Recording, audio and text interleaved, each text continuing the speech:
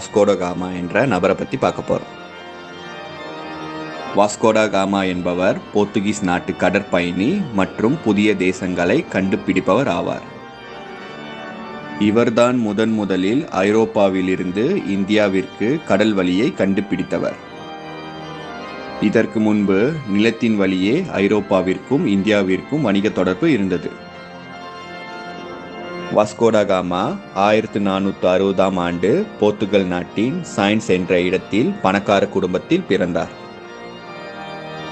பிறகு போர்த்துகல் நாட்டு கடற்படையில் முக்கிய வேலை செய்த வாஸ்கோட காமாவை போர்த்துகல் ராஜா இந்தியாவிற்கு போர்த்துகலில் இருந்து கடற்வழியை கண்டுபிடிக்கும்படி ஆணையிட்டார்.